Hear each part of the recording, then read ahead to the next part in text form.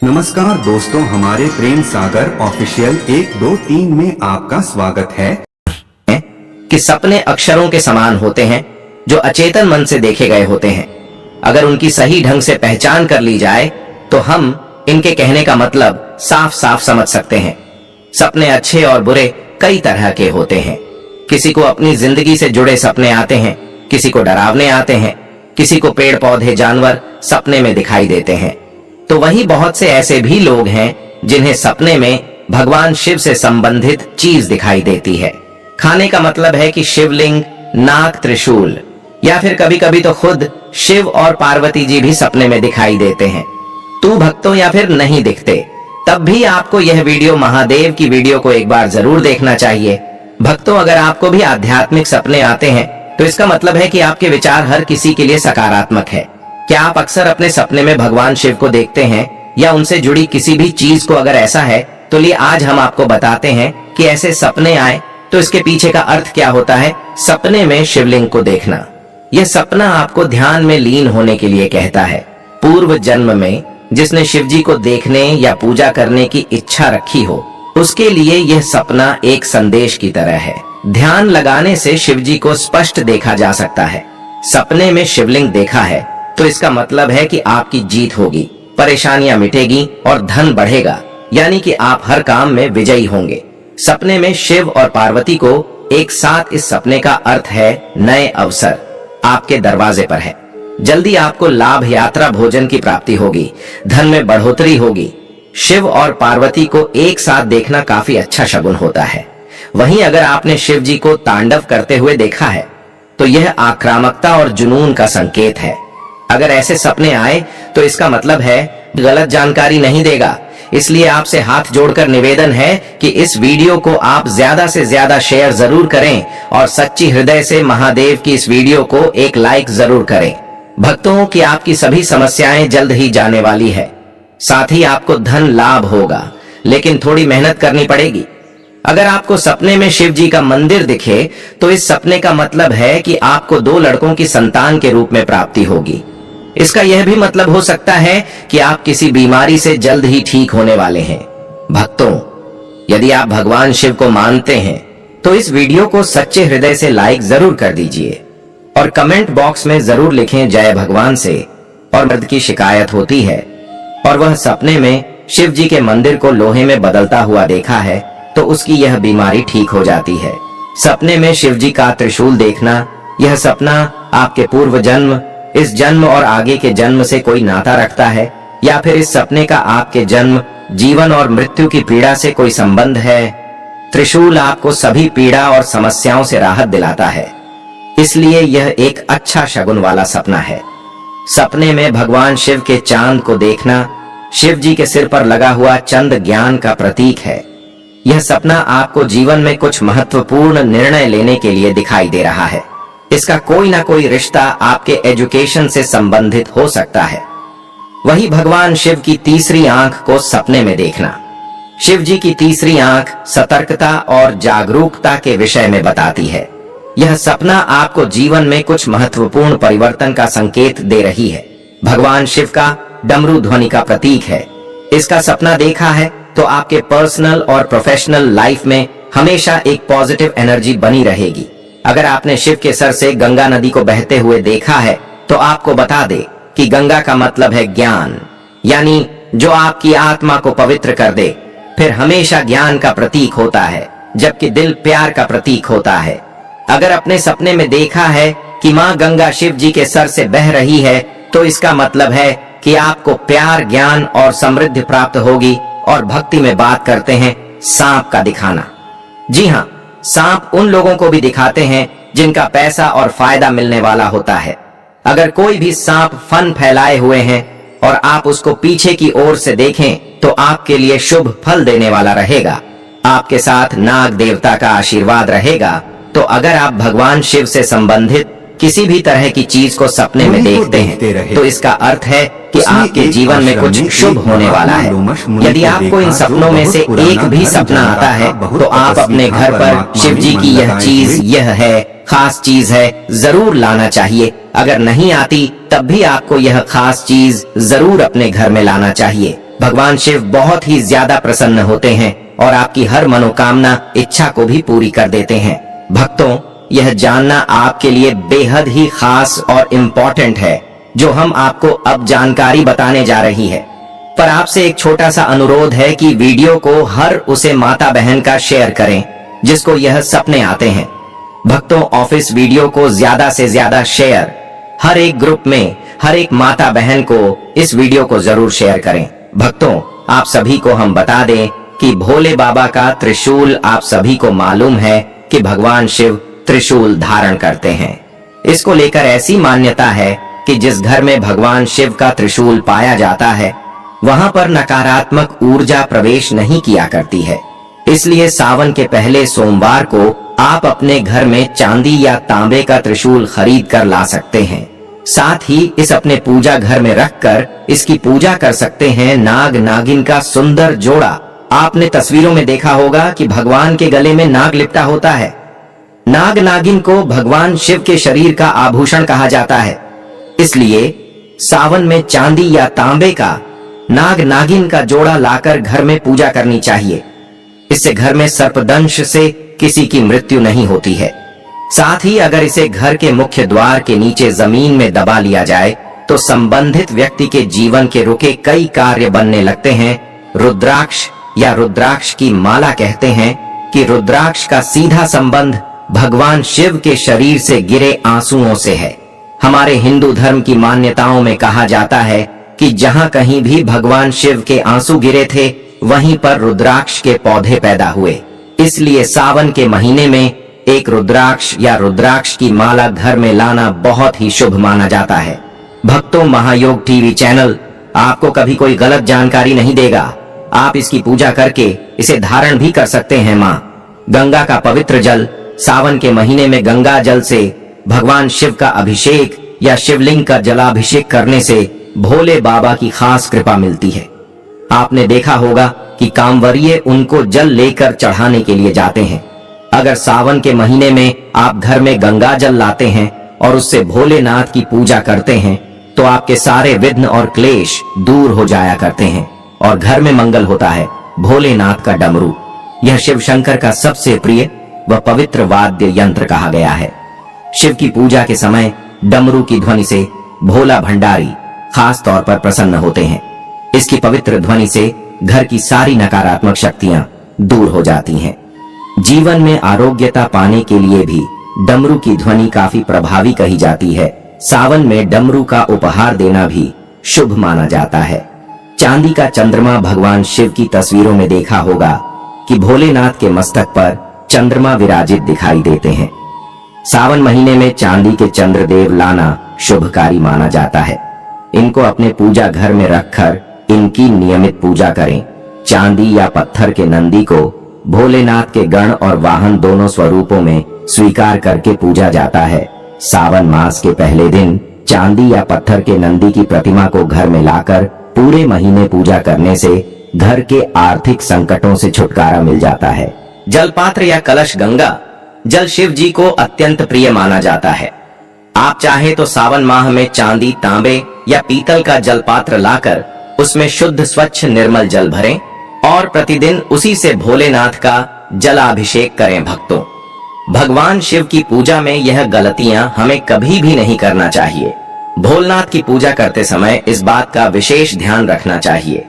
अगर गलत तरीके से पूजा की जाती है, भोलेनाथ रुष्ट भी जाते हैं और आपको उनका आशीर्वाद प्राप्त नहीं होता है। ऐसे में भगवान शिव की पूजा करने में विशेष ध्यान देना चाहिए। भगवान शिव की पूजा में विशेष ध्यान रखना चाहिए। तुलसी दल हिंदू धर्म में तुलसी के पौधे को बहुत ही पवित्र और पूजनीय पौधा माना जाता है।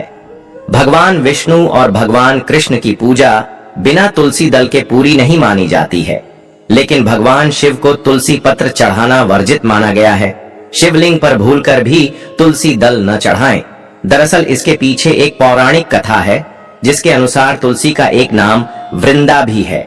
भगवान शिव ने पतिव्रता वृंदा के पति जालंधर नामक दैत्य का वध कर दिया था, जिसके कारण तुलसी ने भगवान शिव को श्राप दे दिया था। इस वजह से भगवान विष्णु की पूजा में तुलसी दल जरूर अर्पित किया जाता लेकिन शिवलिंग पर तुलसी चढ़ाना वर्जित माना गया है लाल फूल। भगवान शिव को बिल्व पत्र, धूतरा, शमी पत्र, भांग और सफेद पुष्य बेहद की प्रिय होता है, लेकिन लाल फूल चढ़ाना वर्जित होता है। भगवान शिव की पूजा में कमल का फूल, लाल फूल, केतकी और केवड़े का फूल चढ़ाना वर्जित माना जाता है। शंख हिंदू धर्म में शंख को बहुत ही पवित्र माना गया है और इसकी ध्वनि से सभी तरह की नकारात्मक ऊर्जा फौरन ही दूर भाग जाती है। पूजा स्थल पर शंख को रखने और उसकी पूजा करने का विधान होता है, लेकिन भगवान शिव की पूजा में शंख का उपयोग करना वर्जित माना जाता है। ऐसी मान्यता है कि भगवान शिव ने शंखचूर नाम के राक्षस का वध किया था। इसी कारण से भगवान शिव की पूजा में शंख का प्रयोग करना वर्जित होता है। नारियल हिंदू धर्म में किसी भी शुभ अवसर पर नारियल की पूजा और इसे फोड़कर नए काम की शुरुआत की जाती है, लेकिन भगवान शिव की पूजा में नारियल का इस्तेमाल नहीं किया जाता है। इसके अलावा नारियल के पानी का प्रयोग करना भी वर्जित माना गया है। दरअसल नारियल को देवी लक्ष्मी का रूप माना जाता है और देवी लक्ष्मी भगवान विष्णु की पत्नी है। इसी कारण से शिव जी पूजा आराधना में नारियल चढ़ाना वर्जित माना गया है। सुहाग की चीजें भगवान शिव योगी हैं और पुरुषत्व के प्रतीक हैं। इसी कारण से इनकी पूजा में हल्दी, कुमकुम, रोली और सौंदर्य प्रसाधन की चीजों को प्रयोग नहीं किया जाता है। अभी तक आपने वीडियो को शेयर न किया हो तो इस वीडियो को ज्यादा से ज्यादा शेयर जरूर करें और कमेंट बॉक्स में हर हर महादेव जरूर लिखें। महायोग टीवी चैनल को जरूर सब्सक्राइब करें। भक्तों, अब हम आपको बहुत ही खास और इम्पोर्टेंट जानकारी बताने जा रही है। अगर आप भगवान शिव की कृपा प्राप्त करना चाहते हैं, उनका आमुख वरदान प्राप्त करना चाहते हैं, तो अब आप इस वीडियो को ध्यान से पूर्वक सुने और समझे, फिर देखिए आपके जीवन में कैसे बदलाव होता है। जल। शिव पुराण में कहा गया है कि भगवान शिव ही स्वयं जल हैं। शिव पर जल चढ़ाने का महत्व भी समुद्र मंथन की कथा से जुड़ा है। अग्नि के समान विष पीने के बाद शिव का कंठ एकदम नीला पड़ गया था। विष की उष्णता को शांत करके शिव को शीतलता प्रदान करने के लिए समस्त देवी देवताओं ने उन्हें जल अर्पित किया। इसीलिए शिव पूजा में जल का विशेष महत्व है। बिल्व पत्र भगवान के 3 नेत्रों का प्रतीक है। बिल्व पत्र, अतः 3 पत्तियों वाला बिल्व पत्र शिव जी को अत्यंत प्रिय है। प्रभु आशुतोष के पूजन में अभिषेक व बिल्व पत्र का प्रथम स्थान है। ऋषियों ने कहा है कि बिल्व पत्र भोले भंडारी को चढ़ाना एवं 1 करोड़ कन्याओं के कन्यादान का फल एक समान है। भगवान के 3 नेत्रों का प्रतीक है बिल्व पत्र आंकड़ा। शास्त्रों के मुताबिक शिव पूजा में 1 आंकड़े का फूल चढ़ाना सोने के दान के बराबर फल देता है। धतूरा। भगवान शिव को धतूरा भी अत्यंत प्रिय है। इसके पीछे पुराणों में जहां धार्मिक कारण बताया गया है, वहीं इसका वैज्ञानिक आधार भी है। भगवान शिव को कैलाश पर्वत पर रहते हैं। यह अत्यंत ठंडा क्षेत्र है जहां ऐसे आहार और औषधि की जरूरत होती है जो शरीर को ऊष्मा प्रदान करे। वैज्ञानिक दृष्टि से धतूरा सीमित मात्रा में लिया जाए तो औषधि का काम करता है और शरीर को अंदर से गर्म रखता है, जबकि धार्मिक दृष्टि से इसका कारण देवी भागवत पुराण में बताया गया है। इस पुराण के अनुसार शिव जी ने जब सागर मंथन से निकले हलाहल विष को पी लिया, तब वह व्याकुल होने लगे।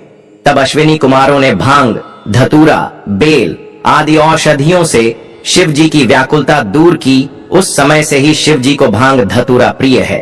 शिवलिंग पर केवल धतूरा ही न चढ़ाएं, बल्कि अपने मन और विचारों की कड़वाहट भी अर्पित करें। भांग। शिव हमेशा ध्यान मग्न रहते हैं। भांग ध्यान केंद्रित करने में मददगार होती है। इससे वे हमेशा परमानंद में रहते हैं। समुद्र मंथन में निकले विष का सेवन महादेव ने संसार की सुरक्षा के लिए अपने गले में उतार लिया। भगवान को औषधि स्वरूप भांग दी गई, लेकिन प्रभु ने हर कड़वाहट और नकारात्मकता को आत्मसात किया, इसलिए भांग भी उन्हें प्रिय है। भगवान शिव को इस बात के लिए भी जाना जाता है कि इस संसार में व्याप्त हर बुराई और हर नकारात्मक चीज को अपने भीतर ग्रहण कर लेते हैं और अपने भक्तों की विष से रक्षा करते हैं। कर्पूर। भगवान शिव का प्रिय मंत्र है कर्पूर गौरम करुणावतारम, यानी जो कर्पूर के समान उज्जवल हैं। कर्पूर की सुगंध वातावरण को शुद्ध और पवित्र बनाती है। भगवान भोलेनाथ को इस महक से प्यार है, अतः कर्पूर शिव पूजन में अनिवार्य है। दूध श्रावण मास में दूध का सेवन निषेध है। दूध इस मास में स्वास्थ्य के लिए गुणकारी के बजाय हानिकारक हो जाता है। इसीलिए सावन मास में दूध का सेवन न करते हुए उसे शिव को अर्पित करने का विधान बनाया गया है। चावल चावल को अक्षत भी कहा जाता है और अक्षत का अर्थ होता है जो टूटा न हो। इसका रंग सफेद होता है। पूजन में अक्षत का उपयोग अनिवार्य है। किसी भी पूजन के समय गुलाल, हल्दी, अबीर और कुमकुम अर्पित करने के बाद अक्षत चढ़ाए जाते हैं। अक्षत न हो तो शिव पूजा पूर्ण नहीं मानी जाती। यहाँ तक कि पूजा में आवश्यक कोई सामग्री अनुपलब्ध हो तो उसके एवज में भी चावल चढ़ाए जाते हैं। चंदन का संबंध शीतलता से है। भगवान शिव मस्तक पर चंदन का त्रिपुंड लगाते हैं। चंदन का प्रयोग अक्सर हवन में किया जाता है और इसकी खुशबू से वातावरण और खिल जाता है। यदि शिव जी को चंदन चढ़ाया जाए तो इससे समाज में मान सम्मान, यश बढ़ता है। भस्म इसका अर्थ पवित्रता में छिपा है। वह पवित्रता जिसे भगवान शिव ने एक मृत व्यक्ति की जली हुई चिता में खोजा है, जिसे अपने तन पर लगाकर वे उस पवित्रता को सम्मान देते हैं। भक्तों, महायोग टीवी चैनल आपको कभी कोई गलत जानकारी नहीं देगा। कहते हैं शरीर पर भस्म लगाकर भगवान शिव खुद को मृत आत्मा से जोड़ते हैं। उनके अनुसार मरने के बाद मृत व्यक्ति को जलाने के पश्चात बची हुई राख में उसके जीवन का कोई कण शेष नहीं रहता। ना उसके दुख, ना सुख, ना कोई बुराई और ना ही उसकी कोई अच्छाई बचती है। इसलिए वह राख पवित्र है। उसमें किसी प्रकार का गुण अवगुण नहीं है। ऐसी राख को भगवान शिव अपने तन पर लगाकर सम्मानित करते हैं। एक कथा यह भी है कि पत्नी सती ने जब स्वयं को अग्नि के हवाले कर दिया तो क्रोधित शिव ने उनकी भस्म को अपनी पत्नी की आखिरी निशानी मानते हुए तन पर लगा लिया, ताकि सती भस्म के कणों के जरिए हमेशा उनके साथ ही रहे। रुद्राक्ष भगवान शिव ने रुद्राक्ष उत्पत्ति की कथा पार्वती जी से कही है। एक समय भगवान शिव जी ने 1000 वर्ष तक समाधि लगाई। समाधि पूर्ण होने पर जब उनका मन बाहरी जगत में आया, तब जगत के कल्याण की कामना वाले महादेव ने अपनी आंख बंद की। तभी उनके नेत्र से जल के बिंदु पृथ्वी पर गिरे। उन्हीं से रुद्राक्ष के वृक्ष उत्पन्न हुए और वे शिव की इच्छा से भक्तों के हित के लिए समग्र देश में फैल गए। उन वृक्षों पर जो फल लगे वे ही रुद्राक्ष हैं। वीडियो अच्छी लगी हो, ज्ञानवर्धक वीडियो पहुंच सके और वह भी इस वीडियो से लाभ ही लाभ उठा सके। और अगर आपका कोई हमसे सवाल है तो आप हमारे कमेंट बॉक्स में हमसे पूछ सकते हैं। हम उसका विशेष रूप से आपको रिप्लाई देंगे। मिलते हैं नई वीडियो में। हर हर महादेव, जय भगवान शिव। स्वागत है हमारे महापुरी YouTube चैनल पर।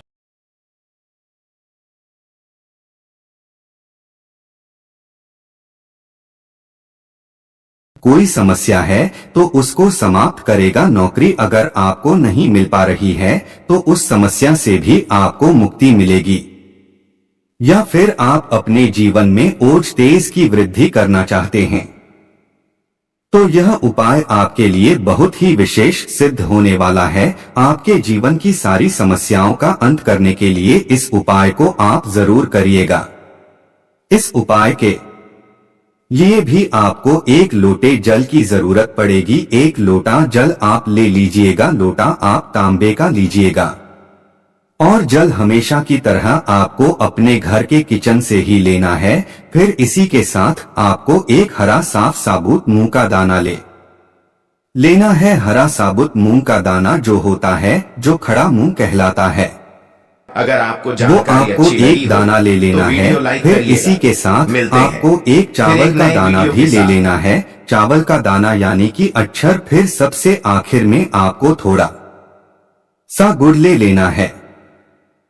गुड़ आप 1 टुकड़ा या 2 टुकड़ा ले सकते हैं। अब यह सारी सामग्री लेकर के आपको पहुंच जाना है शिवालय। इस उपाय को भी आप शाम को प्रदोष काल में या उसके बाद किसी भी समय कर सकते हैं। शिवालय